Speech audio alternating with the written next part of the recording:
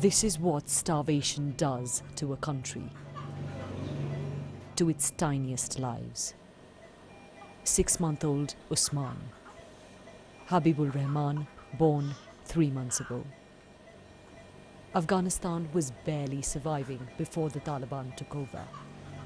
But now, foreign funds which propped up this country have been frozen, putting at least 1 million children at risk of dying. In this ward, 1 in 5 will not make it. Usman weighs less than half of what he should. His father among millions who have no work. Usman's mother told us his twin is in a room next door.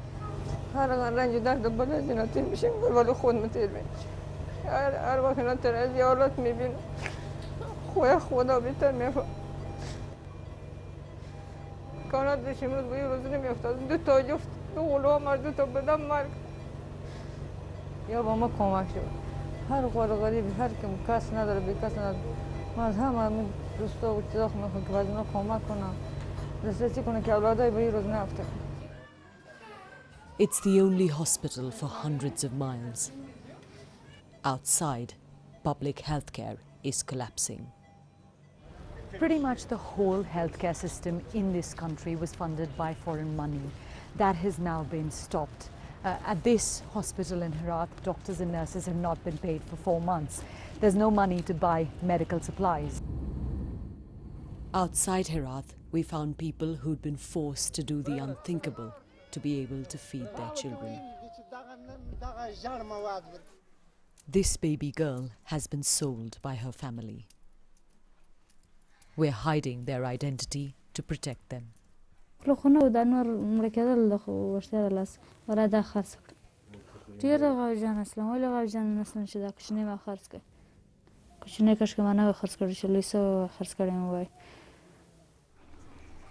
Her husband used to collect rubbish, but even that earns him nothing now.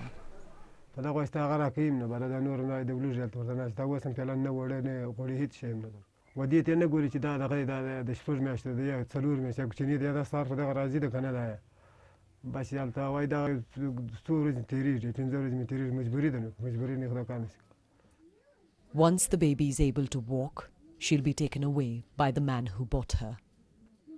He's paid more than half of the $500 she's been sold for. That'll get the family through a few months. They've been told the girl will be married to his child, but no one can be sure. We know there are other families here who've sold their children, and even while we've been here, another person came up to one of our team and asked if we'd like to buy their child.